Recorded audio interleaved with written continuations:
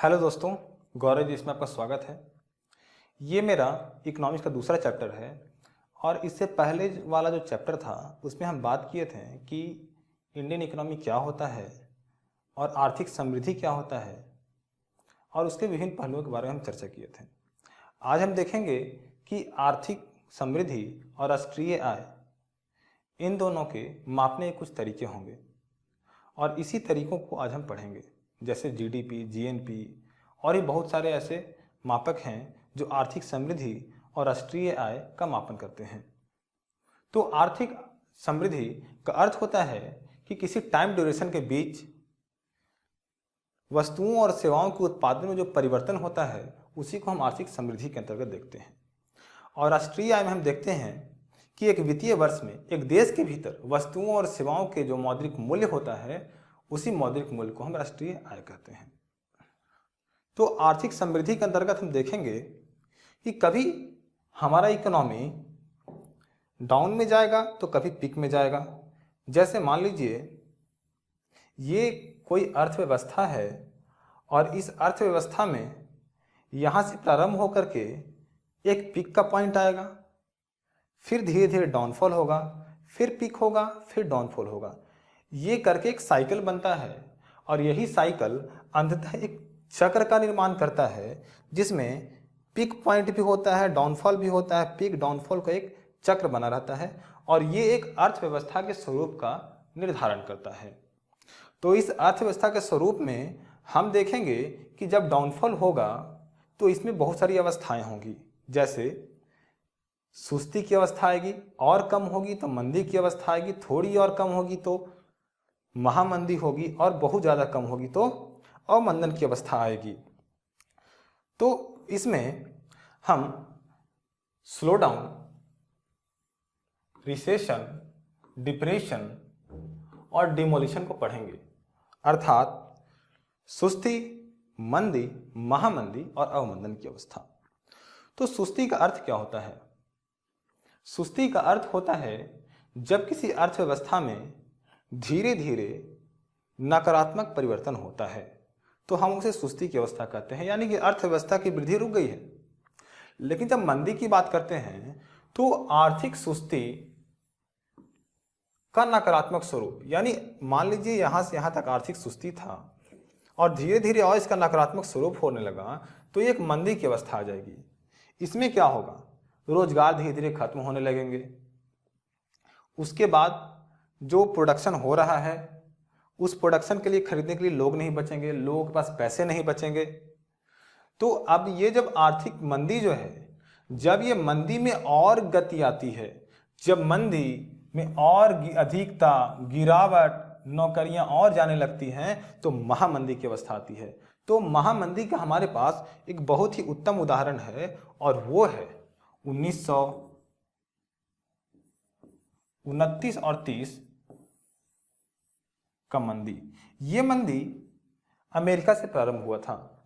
इस दौरान लोगों की नौकरियां चली गई, लोग रोड पर आ गए, लोगों के पास खरीदने के लिए पैसे नहीं थे और जो कंपनी थी, कंपनी प्रोडक्शन करना धीरे धीरे बंद करने लगी क्योंकि लोग खरीद नहीं रहे थे और इस कारण एक मंदी का एक ऐसा साइकिल यहाँ पर बना कि वो एक महामंदी का रूप ले लिया। इसके बाद महामंदी की अवस्था जब और भयावह हो जाती है तो ये अवमंदन की अवस्था आती है और अवमंदन की अवस्था तब कहते हैं जब मंदी में 10% से ज़्यादा का गिरावट हो, यानी जब -10% का ग्रोथ चला जाए, उससे भी ज़्यादा चला जाए तो हम अवमंदन की अवस्था कहते हैं। और इस अवमंदन की अवस्था का सबसे उत्तम उदाहरण हम कोरोना वायरस के टाइम पर देखते हैं। इस समय हुआ क्या कि जो गांव के लोग जो दिल्ली, मुंबई या फिर बड़े बड़े शहरों में जॉब कर रहे थे वो जॉब छोड़ कर घर आने लगे। जॉब छोड़कर घर आने लगे, लोगों के पास पैसा नहीं रहा कि लोग खरीद सकें। लोग जब घर में बंद हो गए तो उनकी परचेजिंग पावर जो थी वो परचेजिंग पावर डाउन हो गई और लोग खरीदना बंद कर दिए। जब लोग खरीदना बंद कर दिए तो क्या होगा कि कंपनी को धीरे धीरे घाटा होने लगा। कंपनी को घाटा होने लगा, वो क्या करेगा? लोगों को और बाहर निकालना प्रारंभ कर देगा। तो लोगों को बाहर निकालना प्रारंभ कर देगा, तो लोगों की परचेजिंग पावर और डाउन चली जाएगी और एक सुस्ती की अवस्था, ऐसी मंदी और महामंदी के बाद एक ऐसी अवमंदन की अवस्था आ गई जहां पे लोग बेरोजगार होने लगे। कंपनी के पास फंड नहीं बचा कि कंपनी में और वो फंड लगा करके और अपना ग्रोथ कर सके, और उसके साथ ही बहुत सारे कंपनी तो ऐसे थे कि जो बंद होने की अवस्था पर आ गए। कुछ कंपनी में तो बंद हो गए और कुछ सरवाइव भी कर पाए, लेकिन उनका लोन इतना ज़्यादा हो गया कि उन्हें सरवाइव करना मुश्किल हो गया। तो हम देखते हैं कि मंदी के कुछ कारण होंगे। जैसे सबसे पहला है वह है, मान लीजिए मुद्रास्फीति में वृद्धि हो जाता है। तो मुद्रास्फीति में वृद्धि होगा तो क्या होगा, मांग में कमी हो गया। मुद्रास्फीति में अगर 10% बढ़ गया मुद्रास्फीति तो क्या होगा, मांग इसके अनुसार कम हो जाएगा। जब मांग कम होगा तो वही एक साइकिल प्रारंभ हो जाएगा। मांग कम होगा, लोग सामान कम खरीदेंगे। जब सामान कम खरीदेंगे तो कंपनी घाटे में जाएगी, और कंपनी घाटे में जाएगी तो लोगों को बाहर निकालना प्रारंभ करेगी, और लोगों को बाहर निकालना प्रारंभ करेगी तो फिर लोगों के पास फिर परचेजिंग पावर डाउन हो जाएगा, और ये पूरा का पूरा एक मंदी का साइकिल बन जाता है। उसके बाद हम देखते हैं खराब ऋण और बैंकिंग व्यवस्था। ये भी कहीं ना कहीं मंदी के लिए एक बहुत बड़ा जिम्मेदार है, और यही जिम्मेदार है। तीसरा हम देखते हैं आर्थिक वृद्धि का रुक जाना। जैसे लोगों के पास परचेजिंग पावर डाउन होगी तो आर्थिक समृद्धि खुद ब खुद रुक जाएगा। अब इनके कारण क्या होता है कि मंदी की अवस्था तो आ गई, तो सरकार कुछ उपाय करेगी मंदी से निपटने के लिए। तो मंदी से निपटने के उपाय के क्रम में वो कुछ मैक्रो इकोनॉमिक पॉलिसी लाएगी। इन पॉलिसी में सबसे पहला होगा कि वो सरकारी खर्च में वृद्धि करेगी। मान लीजिए जैसे सरकार पहले 1000 रुपीज खर्च कर रही थी, अब वो बढ़ा करके 10,000 कर देगी। जब 10,000 जैसे ही करेगी तो क्या होगा, इकोनॉमिक एक्टिविटी स्टार्ट होगा। इकोनॉमिक एक्टिविटी स्टार्ट होगा तो लोगों को रोजगार बढ़ेगा। जब लोगों को रोजगार बढ़ेगा, लोगों की परचेजिंग पावर बढ़ेगी, और जब लोगों की परचेजिंग पावर बढ़ेगी तो कंपनी को फिर से मुनाफा होने लगेगा, और एक प्रकार से मंदी की अवस्था से उभर करके फिर से नॉर्मल अवस्था में आएगी। अब दूसरा है, यहाँ पे कराधान में कमी होगा तो क्या करेगा सरकार, टैक्स कम करेगा। जैसे सरकार 10% टैक्स लगा रही थी प्रोडक्ट पे, अब ये 10% घटा करके सरकार 5% टैक्स लगाएगी। तो 5% का लोगों को प्रॉफिट होगा, और 5% जो लोग प्रॉफिट कमाएंगे उसका यूज कहाँ करेंगे, उसका यूज करेंगे लोग खर्च करने में, लोग अपने परचेजिंग पावर को बढ़ाने में करेंगे। तो लोग जब खर्च करेंगे उससे भी क्या होगा, कंपनी को मुनाफा होगा, आर्थिक वृद्धि आएगी और आर्थिक सुस्ती से निकलने में आसानी होगी। उसके बाद मुद्रा आपूर्ति में वृद्धि की जाती है। जैसे लोगों के पास जब पैसे कम हो जाते हैं, लोग कुछ खरीदते नहीं, लोग अनएम्प्लॉयड हो जाते हैं, तो क्या होता है कि उन्हें मुद्रा की आपूर्ति की जाती है, और मुद्रा की जब आपूर्ति की जाती है तो फिर से अपना परचेजिंग पावर बढ़ा देते हैं। और उसके साथ ही बहुत सारे और भी नीतिगत उपाय सरकार अपने द्वारा करती है। तो आर्थिक समृद्धि में हमने सुस्ती, मंदी, महामंदी और अवमंदन की अवस्था तो देख लिए। अब इसके बाद हम देखेंगे कि आर्थिक समृद्धि और राष्ट्रीय आय कि मापक के कुछ नियम होंगे, और इस नियम के कुछ उदाहरण यहाँ पर हैं। जैसे GDP, GNP, GVA, national income, और भी बहुत सारे होते हैं। तो सबसे पहले हम देखें जीडीपी यानी ग्रॉस डोमेस्टिक प्रोडक्ट यानी सकल घरेलू उत्पाद, जीएनपी ग्रॉस नेशनल प्रोडक्ट सकल राष्ट्रीय उत्पाद, जीवीए ग्रॉस वैल्यू एडेड यानी सकल मूल्य वर्धित, और एनआई का मतलब था नेशनल इनकम यानी राष्ट्रीय आय। अब हम देखते हैं कि आखिर ये मापक के नियम हैं, तो मापक के नियम का हम प्रयोग क्यों करते हैं। तो इसके पीछे कारण है। सबसे पहला कारण यह है कि हम पूर्व से तुलनात्मक अध्ययन करते हैं, वर्तमान को सुधारना चाहते हैं और भविष्य के लिए नीति का निर्माण करते हैं। जैसे एक आधार वर्ष से वर्तमान तक क्या प्रगति हुई है, इसका तुलनात्मक अध्ययन करने के लिए हम मापक के नियमों का प्रयोग करते हैं। उसके बाद हम देखते हैं कि आखिर ये जो परिवर्तन हुआ है इससे वर्तमान में हम क्या सुधार सकते हैं, और आने वाले दिनों में या आने वाले वर्षों में हम क्या क्या सुधार कर सकते हैं अपनी अर्थव्यवस्था में। इसके लिए भी हम मापक के नियमों का प्रयोग करते हैं। तो मापक के नियमों को प्रयोग करने के लिए हमें सबसे ज़्यादा जरूरी होता है वो है एक बेस ईयर का, यानी कि आधार वर्ष का। तो आधार वर्ष क्या होता है? आधार वर्ष यानी किसी एक निश्चित बिंदु से, जैसे मान लीजिए 2011 है और आज 2020 है, तो 2011 से लेकर के 2020 के बीच में कितना आर्थिक परिवर्तन हुआ है, कितनी आर्थिक वृद्धि हुई है, इसको नापने के लिए हम 2011 को बेस ईयर मानकर चलेंगे और वहां से देखेंगे कि जो वृद्धि हुई है उसमें क्या क्या परिवर्तन हुआ है। तो हम इसी को बेस ईयर मानकर चलते हैं। तो बेस ईयर जैसे यहाँ पे देख रहे हैं, बेस ईयर में ये 2000 से 2001 है, 2005-6 है, 2011-12 है, 2015-16 है और ये मान लीजिए 2019-20 है।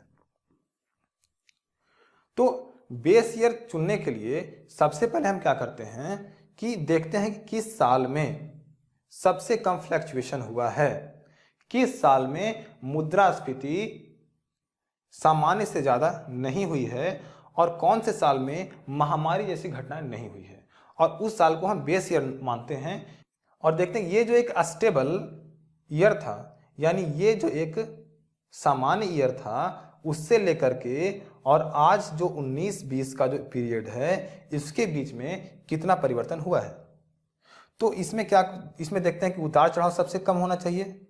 और एक और चीज़ इंपॉर्टेंट है इसमें कि जिस ईयर के लिए हम आर्थिक समृद्धि की गणना करते हैं उस ईयर से आधार वर्ष बहुत ज़्यादा दूर ना हो, क्योंकि बहुत ज़्यादा दूर लेने से हमें जो स्ट्रक्चरल चेंजेज होता है उसकी गणना नहीं कर पाते और पूरे विश्व की जो अर्थव्यवस्था है उससे समानता भी नहीं कर पाते। इसीलिए हम बेस ईयर को सबसे नज़दीक का चुनते हैं ताकि जो फ्लैक्चुएशन हो वो सबसे कम हो और एक सटीक डाटा निकल करके हमारे सामने आ सके। तो हम करते क्या हैं कि आधार वर्ष को हमेशा 100 मानकर चलते हैं और ऐसा करने का कारण है, 100 मानने का कारण यह है कि हम मुद्रास्फीति को हमेशा परसेंटेज में मापते हैं। तो जब हम किसी आधार वर्ष में यानी 2011 में कोई मान लीजिए कोई इकोनॉमी का 300 करोड़ जीडीपी है और वहीं 2021 में 500 हो गया, तो इसके बीच में क्या परिवर्तन हुआ, क्या चेंजेज हुआ, इसको हम हमेशा परसेंटेज के रूप में देखेंगे। तो परसेंटेज के रूप में निकालने के लिए हम आधार वर्ष के जो जीडीपी होगा उसको हमेशा 100 मान के चलेंगे और मानेंगे कि जितना वृद्धि हुआ तो 100 पे कितना वृद्धि हुआ और इसके अनुसार हम परसेंटेज निकाल करके मुद्रास्फीति या कितना प्रतिशत की वृद्धि हुई है इसकी गणना करते हैं। तो सबसे पहले हम देखते हैं जीडीपी और जीएनपी को, यानी ग्रॉस डोमेस्टिक प्रोडक्ट और ग्रॉस नेशनल प्रोडक्ट को। तो ग्रॉस डोमेस्टिक प्रोडक्ट और ग्रॉस नेशनल प्रोडक्ट को जानने का सबसे अच्छा तरीका है कि दोनों को कंपेयर किया जाए। तो इसमें आप देखिए कि ग्रॉस डोमेस्टिक प्रोडक्ट में एक वर्ड आता है डोमेस्टिक और यहाँ पे है जीएनपी यानी ग्रॉस नेशनल प्रोडक्ट, इसमें एक वर्ड आता है नेशनल। अर्थात डोमेस्टिक का अर्थ होता है घर के अंदर और नेशनल का अर्थ होता है देश के नागरिक। यानी जब एक वित्तीय वर्ष में एक भौगोलिक क्षेत्र के भीतर, एक राजनीतिक क्षेत्र के भीतर जो भी उत्पादन होगा, चाहे वस्तु हो या सेवा हो, उसके मौद्रिक मूल्य को हम ग्रॉस डोमेस्टिक प्रोडक्ट के अंतर्गत लेंगे। और इसमें नेशनल यानी भारत के लोग जो भी उत्पादन करेंगे, चाहे वो देश के भीतर हो या वो देश के बाहर हो, उसे हम ग्रॉस नेशनल प्रोडक्ट के अंतर्गत लेंगे। अब इसे एक मैप के द्वारा अगर समझें तो मान लीजिए ये भारत का मैप है। तो भारत का ये अगर मैप है तो इसके एक ज्योग्राफिकल एरिया होगा, एक राजनीतिक एरिया होगा। तो इस राजनीतिक एरिया के अंतर्गत जिस भी चीज का निर्माण होगा वो जीडीपी के अंतर्गत काउंट होगा। इसके अंतर्गत भारत के लोग भी होंगे और भारत के लोग भी होंगे और विदेशी लोग भी होंगे, भारत की कंपनियां भी होंगी और विदेशी कंपनियां भी होंगी। तो एक ज्योग्राफिकल एरिया के भीतर, एक भौगोलिक क्षेत्र के भीतर जो भी उत्पादन होगा वो डोमेस्टिक प्रोडक्ट के अंतर्गत आएगा। तो एक भौगोलिक एरिया के अंतर्गत, एक राजनीतिक एरिया के अंतर्गत जो भी प्रोडक्शन होगा, चाहे वो विदेशी हो या भारतीय हो, सारे के सारे डोमेस्टिक प्रोडक्ट के अंतर्गत आएगा। और जब भारत के लोग, चाहे वो भारत में या भारत से अफ्रीका में या अमेरिका में या ऑस्ट्रेलिया में, किसी भी देश में, यानी भारत में या भारत से बाहर, जो भी इनकम, जो भी प्रोडक्शन होगा वो सारे के सारे जीएनपी यानी ग्रॉस नेशनल प्रोडक्ट में काउंट होगा। यानी जीडीपी हम क्या देखेंगे कि एक भौगोलिक क्षेत्र के भीतर, जीएनपी में हम क्या देखेंगे कि भारत के लोगों के द्वारा। तो यहां पे देखेंगे निवासियों के द्वारा देश में या विदेश में एक वर्ष में किए गए उत्पादित कुल वस्तुओं और सेवाओं के अंतिम मूल्य को जीएनपी कहा जाता है। और यहां पे देखेंगे एक राष्ट्र की सीमा के भीतर अंतिम माल और सेवाओं के बाजार मूल्य को जीडीपी कहते हैं। अब इसमें भौगोलिक क्षेत्र काउंट होगा, इसमें क्या काउंट होगा, देश के नागरिक काउंट होंगे। इसमें क्या होगा, उत्पादन कहाँ हो रहा है, और यहाँ पर क्या होगा, उत्पादन कौन कर रहा है। उत्पादन कौन कर रहा है, देश के लोग कर रहे हैं। यहाँ पे उत्पादन कहाँ हो रहा है, देश के भौगोलिक क्षेत्र के भीतर हो रहा है। तो इसमें जीडीपी और जीएनपी निकालने का कुछ फार्मूला भी होगा, उसको हम देखते हैं। तो सबसे पहले जीडीपी क्या होगा, सकल घरेलू उत्पाद, यानी सकल यानी समग्र रूप से, घरेलू यानी घर के भीतर उत्पादन। तो सकल घरेलू उत्पाद कैसे होगा, तो यहाँ पे उपभोग होगा लोगों के द्वारा, यहाँ पे सकल निवेश होगा, और यहाँ पे क्या होगा, यहाँ पे सरकारी खर्च होगा। उस सरकारी खर्च में क्या, निर्यात माइनस आयात को जोड़ देंगे तो सारा का सारा मिला करके जीडीपी होगा, यानी हमारे देश के भीतर होगा। अब जीएनपी बराबर देखेंगे जीडीपी माइनस विदेशियों द्वारा देश में उत्पादित अंतिम वस्तुओं और सेवाओं का मौद्रिक मूल्य। जैसे जीडीपी में क्या था कि यहाँ पे विदेशी भी इंक्लूड है, और तो जीडीपी में क्या था, यहाँ पे विदेशी भी इंक्लूड है, और जीएनपी में क्या था, देश के लोग मात्र हैं। तो जीएनपी निकालने के लिए क्या करेंगे, विदेशियों को माइनस कर देंगे और जो लोग देश से बाहर कमा रहे थे उनको प्लस कर देंगे। यानी जीएनपी यानी जीएनपी बराबर क्या होगा, जीडीपी माइनस जो भी फॉरेनर हैं उनको माइनस कर देंगे, और जो भी भारतीय हैं जो दूसरे देशों में जाकर धन अर्जित कर रहे हैं, उत्पादन कर रहे हैं, उनको प्लस कर देंगे। यानी जीएनपी बराबर जीडीपी माइनस विदेशियों द्वारा भारत में उत्पादित सेवाओं और वस्तुओं के मूल्य को हम घटा देंगे, और उसके बाद फिर हम जो भारतीय लोग जो बाहर कमा रहे हैं उसको हम ऐड कर देंगे, तो हमारा जीएनपी हो जाएगा। अब उसके हम बात देखते हैं कि जीडीपी के निर्धारण कुछ तरीके होंगे कि आखिर जीडीपी का निर्धारण किस किस आधार पर किया जाएगा। तो देश में हम देखते हैं कि आउटपुट, व्यय और आय, तीन चीजों के आधार पर हम जीडीपी का निर्धारण करते हैं। आउटपुट का मतलब क्या हुआ कि देश का कुल उत्पादन, अर्थात एक साल के भीतर देश में जो भी उत्पादन हुआ है उसे हम आउटपुट पे काउंट करेंगे। तो इसके अंतर्गत, आउटपुट के अंतर्गत हम क्या लेते हैं, देश का कुल उत्पादन। व्यय में क्या लेते हैं, उपभोग, निवेश, निर्यात और व्यय, यानी जो भी देश के अंदर व्यय हुआ। अब निवेश भी कर रहे हैं तो क्या है, एक तरह का व्यय ही है। उपभोग भी हम कर रहे हैं तो व्यय ही है। निर्यात कर रहे हैं और व्यय कर रहे हैं, सारे के सारे काउंट करेंगे हम व्यय में। तो आय में हम क्या देखेंगे कि उत्पादन के साधनों द्वारा जो भी आय अर्जित किया, तो उत्पादन के साधन कौन कौन से होते हैं, वो होता है भूमि, श्रम, पूंजी और उद्यमशीलता। यानी कि उत्पादन के चार साधन होते हैं, भूमि, श्रम, पूंजी और उद्यमशीलता। तो उत्पादन के साधनों के द्वारा जो भी आय अर्जित किया जाएगा वो सारे के सारे काउंट होंगे आय विधि में। तो हमने 3 विधि देखा, आउटपुट, व्यय और आय विधि। अब एक चीज गौर करने वाली बात है कि आउटपुट, व्यय और आय अगर तीनों की गणना किया जाए तो तीनों के तीनों बराबर होने चाहिए, लेकिन ऐसा नहीं होता है। क्यों?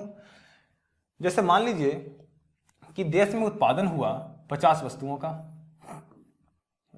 और इन 50 वस्तुओं में से 30 वस्तुओं का पहले साल में आउटपुट विक्रय हो गया। इसमें से 20 वस्तुएं बच गए जो पहले साल में ना होकर के दूसरे साल में हो गए। तो जब हम जीडीपी काउंट करेंगे तो इन 30 वस्तुओं का पहले साल में व्यय में काउंट हो जाएगा, जबकि 20 वस्तुएं बच जाएंगी। और अगर आउटपुट के अंतर्गत देखें तो हम 50 वस्तुओं को काउंट कर रहे हैं, तो व्यय में हमने पहले साल 30 वस्तुओं को काउंट किया और जबकि आउटपुट में हमने 50 वस्तुओं को काउंट कर लिया। तो इसमें क्या होता है कि इसमें मिसमैच हो जाता है और यही हमें असमानता के रूप में नजर आती है। जबकि 20 वस्तु जो है वो नेक्स्ट ईयर काउंट हो जाएगा और ये नेक्स्ट ईयर जो है वो व्यय में काउंट होगा। और उसके बाद हम देखते हैं आय। तो आय में क्या होता है कि उत्पादन के साधन द्वारा, तो उत्पादन के साधन में जो भूमि, श्रम, पूंजी और उद्यमशीलता है, ये एक साल में जितना कमाते हैं वो सारा तो व्यय नहीं कर देते, वो कुछ बचा भी लेते हैं, या हो सकता है उनको उस साल पेमेंट ना मिला हो या कोई और कारण हुआ हो। तो इन तीनों में असमानता आ जाती है। अब एक चीज देखते हैं कि जो जीडीपी है उनमें हम देखभाल की अर्थव्यवस्था को शामिल नहीं करते। इसका कारण क्या है? जैसे जीडीपी में हम क्या पढ़ते हैं? जीडीपी में पढ़ते हैं कि एक साल के अंतर्गत यानी एक वित्तीय वर्ष के अंतर्गत देश में उत्पादित सभी वस्तुओं और सेवाओं के अंतिम मौद्रिक मूल्य को देखते हैं। यहां पे हम क्या देखते हैं? मौद्रिक मूल्य को देखते हैं। तो देखभाल की अर्थव्यवस्था यानी घर में मां है, घर में जो केयर टेकर कुछ वैसी हैं जो मौद्रिक मूल्य का सृजन तो नहीं कर रही लेकिन अपना एक योगदान दे रही हैं घर के भीतर, तो उनको हम शामिल नहीं करेंगे और हमेशा अंतिम वस्तुओं का आकलन करेंगे। जैसे एक कार है, तो एक कार जब मार्केट में निकल करके आ गई तभी हम इसको काउंट करेंगे, ना कि वो प्रोसेस में है तो उसको काउंट करेंगे। उसके बाद हम देखते हैं कि जैसे ये टायर है, ये टायर क्या होगा? ये टायर ऑटो इंडस्ट्री के लिए हमेशा एक मध्यवर्ती वस्तु के रूप में काउंट होगा। यानी यहां से बिकेगा, ऑटो इंडस्ट्री में जाएगा, ऑटो इंडस्ट्री में फिर से कार बनेगा, कार बनकर मार्केट में आएगा, तो कार को काउंट कर लेंगे, जबकि मध्यवर्ती वस्तु जो टायर है उसको काउंट नहीं करेंगे। ऐसा करने का कारण ये है कि अगर हम टायर को काउंट कर लें और इसको भी काउंट कर लें तो एक का तो मूल्य हमने यहाँ ले लिया, उसके बाद फिर से हमने कार के मूल्य में भी टायर के मूल्य को काउंट कर लिया, तो डबल काउंटिंग की बचने के कारण हम मध्यवर्ती वस्तुओं को काउंट नहीं करते। इसमें हम देखते हैं एक और चीज, वो है एनडीपी। एनडीपी यानी नेट डोमेस्टिक प्रोडक्ट। नेट का अर्थ क्या होता है? नेट का अर्थ होता है जब हम ग्रॉस डोमेस्टिक प्रोडक्ट यानी जीडीपी में से डिप्रिसिएशन को घटा देते हैं तो हमारा एनडीपी निकलता है। ये डिप्रिसिएशन क्या है? तो डिप्रिसिएशन, जैसे मान लीजिए कि कोई कंपनी है, तो कोई कंपनी में मशीनरी भी चल रहे हैं और कुछ और वैसे टेक्निकल चीजें जो साल दर साल धीरे धीरे उनका घिसाव होते रह रहा है। तो घिसाव होने के कारण क्या होता है कि उनके मूल्य में कमी होना प्रारंभ हो जाता है, तो उसे ही हम बोलते हैं डिप्रिसिएशन। तो जब हम जीडीपी में से डिप्रिसिएशन को घटा देते हैं तो हमें एनडीपी यानी कि नेट डोमेस्टिक प्रोडक्ट ज्ञात होता है। तो अगर संरचना की दृष्टि से देखें तो जीडीपी को 2 भागों में बांट सकते हैं हम। वो पहला है नॉमिनल जीडीपी और दूसरा है रियल जीडीपी। नॉमिनल अर्थात नाम मात्र का जीडीपी और रियल का मतलब होता है वास्तविक जीडीपी। तो नॉमिनल जीडीपी को जब भी हम गणना करेंगे तो हमेशा हम वर्तमान बाजार मूल्य के अंतर्गत करेंगे। जैसे अगर हमें 2019-20 का नॉमिनल जीडीपी जानना है तो 2019-20 में हमारा क्या जीडीपी हुआ बस हम उसको काउंट कर लेंगे और उसको हम बोल देंगे कि ये हमारा जीडीपी है। इसमें मुद्रास्फीति गणना नहीं करते। क्यों? क्योंकि हम बस वर्तमान की काउंट कर रहे हैं, हम पीछे से कोई कंपेयर कर ही नहीं रहे। तो जब हम पीछे से कंपेयर नहीं करेंगे तो क्या होगा, एक नॉमिनल जीडीपी होगा। और ये क्या होगा, हमेशा वर्तमान वर्ष के अनुसार होगा। इसमें ना किसी आधार वर्ष को काउंट करेंगे और ना हम देखेंगे कोई परिवर्तन हुआ है इसमें। उसके बाद हम देखते हैं रियल। रियल का मतलब तो वास्तविक। तो वास्तविक जीडीपी हम क्या देखते हैं कि हमेशा हम एक आधार वर्ष लेंगे। इस आधार वर्ष के अनुसार हम काउंट करेंगे कि हमारा जीडीपी में कितना वृद्धि हुआ, कितना कमी हो गया, और जो फाइनल आएगा वो हमारा होगा वास्तविक जीडीपी। जैसे मान लीजिए 2011 है और यहां से 2021 तक के जीडीपी को देखना है। तो अगर नॉमिनल जीडीपी देखें तो 2021 के जीडीपी को डायरेक्ट हम काउंट करके बोलेंगे कि ये हमारा जीडीपी है। लेकिन जब हम वास्तविकता में आएंगे तो क्या देखेंगे, 2011 और 2021 के बीच में मुद्रास्फीति कितना बढ़ा। तो जब मुद्रास्फीति को हम घटाएंगे, यानी कि मुद्रास्फीति का जब हम समायोजन करेंगे, तो हमारा एक वास्तविक स्थिति निकल करके आएगा कि हमारा जीडीपी इतना हुआ। जैसे 2011 में जीडीपी मान लीजिए 500 करोड़ है और 2021 में यही 800 करोड़ हो गया। तो अगर नॉमिनल बात करें तो हम बोलेंगे कि हमारा जीडीपी 800 करोड़ है। लेकिन जब रियल की बात करेंगे तो हम देखेंगे कि 2011 से लेकर 2021 के बीच में मुद्रास्फीति का स्तर क्या था। तो मान लीजिए मुद्रास्फीति का स्तर जो भी होता है और उसके बाद एक मुद्रास्फीति निकल करके आता है 50 करोड़ का, तो हम क्या बोलेंगे कि जो हमारा रियल जीडीपी है वो 800 माइनस 50 बराबर 750 करोड़ होगा। यानी कि रियल जीडीपी हमारा कितना हुआ, वो हुआ 750 करोड़ रुपए। तो ये जो हमारा है, ये क्या है, एक वास्तविक आकलन है।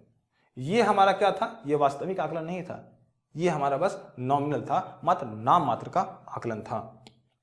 तो इस आकलन के लिए हम क्या करते हैं कि कुछ टूल्स यूज करते हैं, और उस टूल्स में सबसे महत्वपूर्ण है और वो है हमारा जीडीपी डिफ्लेटर। तो ये जीडीपी डिफ्लेटर है क्या? जीडीपी डिफ्लेटर यानी जीडीपी अपस्फीति कारक। तो इसको समझने के लिए हम दो उदाहरण लेते हैं। सबसे पहला है, इसे मान लीजिए 2011 और इसे आप मान लीजिए 2021। तो अगर 2011 में देखें तो 100 रुपए में 10 प्रोडक्ट आ रहे थे, यानी एक प्रोडक्ट की कीमत 10 रुपए है यहां पर। लेकिन यहां देखें तो यहां पे हमने दो कंडीशन लिया है। सबसे पहला लिया है 150 रुपए में 15 प्रोडक्ट आ रहे हैं, तो यहां पे भी कीमत होगा 10 रुपए। और एक और हमने कंडीशन लिया है 150 रुपए में 10 प्रोडक्ट आ रहे हैं, यानी यहां कीमत होगा 15 रुपए। यानी 2011 में 100 रुपए में 10 प्रोडक्ट हम ले रहे थे, तो हमारा एक प्रोडक्ट का कीमत था 10 रुपए, और 150 में हमने जब 15 प्रोडक्ट लिया तो 10 रुपए ही हुआ, और जब 150 में 10 प्रोडक्ट लिया तो हमारा कीमत होगा 15 रुपए।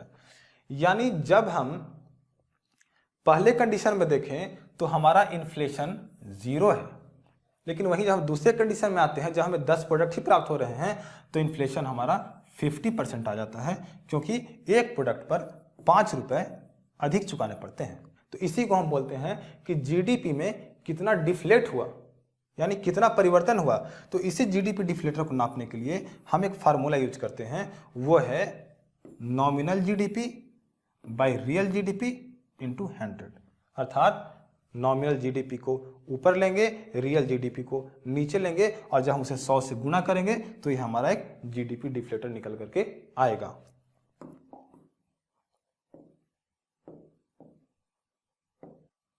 तो इसी क्रम में हम देखते हैं अर्थव्यवस्था का संरचनात्मक संगठन। अर्थात प्राइमरी, सेकेंडरी और टर्शियरी, यानी ये प्राइमरी, ये सेकेंडरी और ये टर्शियरी। प्राइमरी सेक्टर में हम उन चीज़ों को काउंट करते हैं जो हमें रॉ मटेरियल प्रदान करती है, यानी उद्योगों के लिए जो रॉ मटेरियल प्रदान करेगा उसे हम प्राइमरी सेक्टर बोलते हैं। इसमें क्या क्या आएगा? इसमें आएगा कृषि आएगा, वानिकी आएगा, मत्स्य पालन आएगा, खनन आएगा और भी बहुत सारी चीज़ इसमें आएंगी। उसके बाद उद्योग देखेंगे, उद्योग जहाँ प्रोडक्शन होता है उसे हम उद्योग बोलते हैं। और तीसरा क्षेत्र है सेवा क्षेत्र। अभी वर्तमान में हम एक चौथे क्षेत्र की बात कर रहे हैं और वो है बौद्धिक संपदा की। जैसे आपका हो गया कॉपीराइट, पेटेंट, तो ये सब सारी चीज़ें जो है वो चतुर्थ क्षेत्र में काउंट होंगे। तो प्राथमिक, द्वितीयक और तृतीयक यानी कृषि, उद्योग और सेवा के विकास का एक चरण होता है। जैसे कोई अर्थव्यवस्था है तो सर्वप्रथम वो प्राथमिक क्षेत्र में होता है, उसके बाद वो द्वितीयक क्षेत्र में आता है, उसके बाद वहाँ तृतीयक क्षेत्र का प्रारंभ होता है। जैसे अगर इंडिया में देखें 1991 में, तो 1991 में क्या हुआ? हमारे यहाँ बहुत सारी प्रगति हुई, पूरा का पूरा इकोनॉमी खोल दिया गया, एफडीआई का इनफ्लो बढ़ गया धीरे धीरे और इकोनॉमी का ग्रोथ बढ़ता गया। तो हम पहले प्राथमिक क्षेत्र यानी पहले हमारी अर्थव्यवस्था कैसी थी? कृषि अर्थव्यवस्था थी। उसके बाद हम क्या है? उसके बाद एक द्वितीयक अर्थव्यवस्था यानी कि उद्योग की ओर बढ़ने लगे धीरे धीरे। धीरे धीरे क्या हुआ? बृहत उद्योग की स्थापना होने लगी। उसके बाद हम तृतीयक क्षेत्र में गए और वो है सेवा क्षेत्र में गए। तो ये ट्रेंड एनालिसिस देखने को मिलता है आमतौर पर। लेकिन इंडिया के बारे में देखें तो हमें थोड़ा सा इसमें अनियमितता नजर आती है। इंडिया यानी भारत प्राथमिक से द्वितीयक क्षेत्र में कम जाकर के तृतीयक क्षेत्र में ज़्यादा गया है। इसी कारण आज जो कृषि और वानिकी और मत्स्य पालन है, जो प्राथमिक क्षेत्र है, ये उद्योग में भी गया, लेकिन उद्योग में उस मात्रा में नहीं गया जिस मात्रा में ये सेवा क्षेत्र में चला। तो प्राथमिक क्षेत्र के बाद उद्योगों का ज़्यादा विकास ना होकर के भारत में सेवा क्षेत्र का ज़्यादा विकास हुआ। और यही कारण है कि आज बहुत सारे क्षेत्रों में हमें बेरोजगारी नजर आते हैं। एक यहाँ पे हम देखेंगे फैक्टर कॉस्ट और मार्केट प्राइस को, कि आखिर फैक्टर कॉस्ट क्या होता है, मार्केट प्राइस क्या होता है। फैक्टर कॉस्ट यानी कि उत्पादन के साधन पर किया गया खर्च। जैसे उत्पादन के हमने 4 साधन पढ़े थे, उनके द्वारा जो खर्च किया जाएगा उसे हम फैक्टर कॉस्ट में पढ़ेंगे। और मार्केट प्राइस में हम देखेंगे कि जो फैक्टर कॉस्ट है और इसी फैक्टर कॉस्ट के आधार पे हम मार्केट प्राइस का निर्धारण करेंगे। तो मार्केट प्राइस में होता क्या है? जैसे कोई वस्तु मार्केट में आया तो मार्केट में आने के बाद उस पर सबसे पहला गवर्नमेंट क्या करती है? टैक्स लगाती है। तो टैक्स लगाएगी तो क्या होगा? इस कॉस्ट में कुछ प्रगति होगा, तो इसको हम ऐड कर देंगे। और उसी गवर्नमेंट क्या करती है? सब्सिडी देती है। जब सब्सिडी देगी तो क्या होगा कि उसका कीमत कम हो जाएगा। तो फैक्टर कॉस्ट के आधार पर जब हम मार्केट प्राइस का निर्धारण करते हैं तो फैक्टर कॉस्ट में हम अप्रत्यक्ष कर को जोड़ देते हैं और सब्सिडी को घटा देते हैं, तो हमारा मार्केट प्राइस आ जाता है।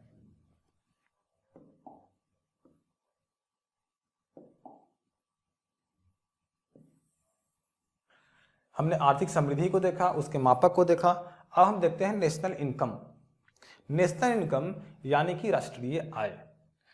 तो राष्ट्रीय आय क्या होगा कि किसी देश की ओर से एक साल में उत्पादित वस्तुओं और सेवाओं की कीमत, यानी कि एक वित्तीय वर्ष में एक देश के भीतर जो भी वस्तु और सेवा की जो कीमत है उसी को बोलेंगे नेशनल इनकम। और जब हम प्रति व्यक्ति आय निकालेंगे यानी एक व्यक्ति का आय निकालेंगे तो क्या करेंगे? तो वास्तविक राष्ट्रीय आय यानी जो राष्ट्रीय आय हो रहा है, वास्तविक आय मान लीजिए 100 है और भारत की जनसंख्या 5 है, तो प्रति व्यक्ति आय कितनी हो गई? 20 रुपए हो गई। तो इसमें 2015 में क्या किया गया कि 2015 में जो आधार वर्ष था वो 2005-06 से बढ़ा करके 2011-12 कर दिया, यानी कि अभी राष्ट्रीय आय का आधार वर्ष क्या है? 2011-12।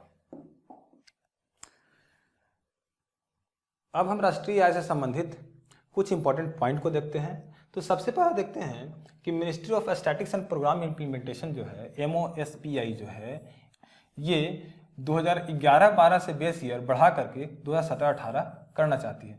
और इसके पीछे कारण भी है, क्योंकि जब 2011-12 को बेस ईयर यानी आधार वर्ष माना गया था तो वो 2015 था। 2015 में 2011-12 को माना गया। अब 2011-12 से लेकर के आज 2020-21 है, यानी कि 10 साल का गैप है। तो 10 साल के गैप में एक निश्चित आकलन नहीं हो पाएगा, इसीलिए हम 17-18 को बेस ईयर बनाना चाहते हैं।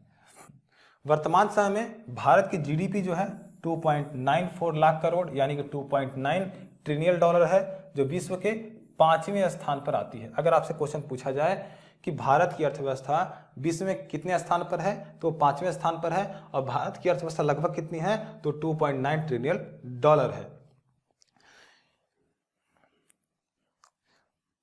इसमें एक चीज है, केंद्रीय सांख्यिकी संगठन यानी CSO और NSSO दोनों का विलय कर दिया गया है और एक नया निकल करके आया है, वो है राष्ट्रीय सांख्यिकी कार्यालय यानी कि NSO।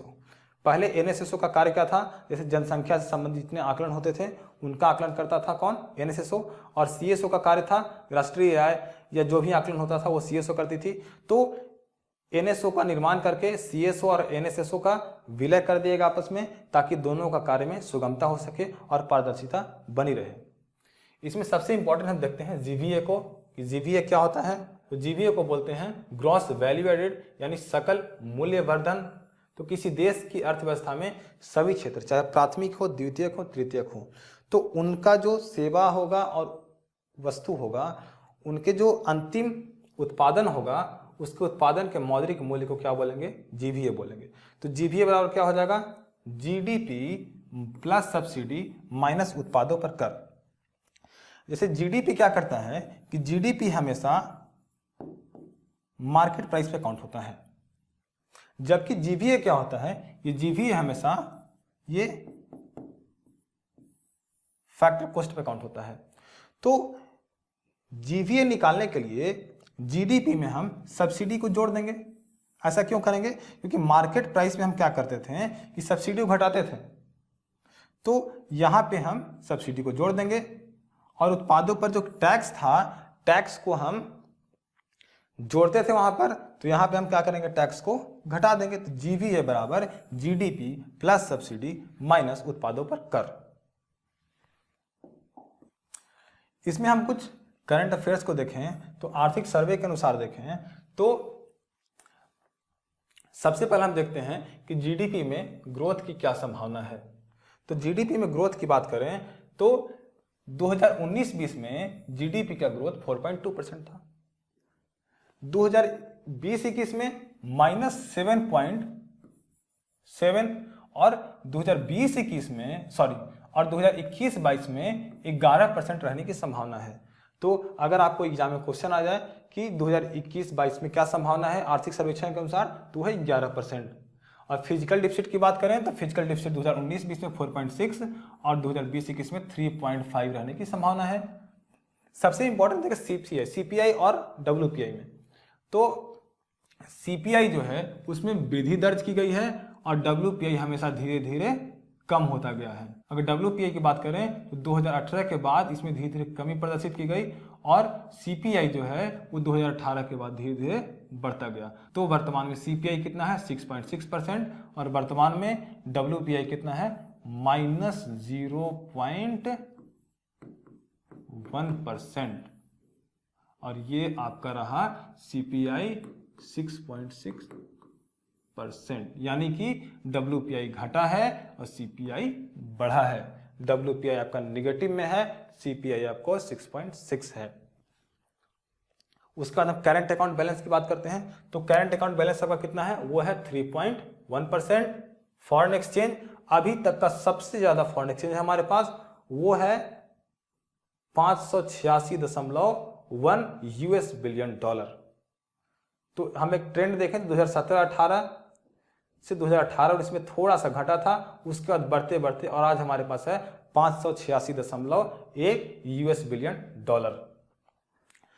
अब हम प्राइमरी, सेकेंडरी और टर्शियरी सेक्टर की बात करें तो प्राइमरी सेक्टर बढ़ने की संभावना है 3.4% के स्तर से, और अगर इंडस्ट्रियल ग्रोथ की बात करें तो वो -9.6% की दर से घटने की संभावना है। यानी कि एग्रीकल्चर क्षेत्र बढ़ेगा और उद्योग क्षेत्र घटेगा और सर्विस क्षेत्र भी घटेगा। सर्विस क्षेत्र 8.8% से घटेगा, उद्योग क्षेत्र 9.6% से घटेगा और सर्विस क्षेत्र 8.8% से घटेगा।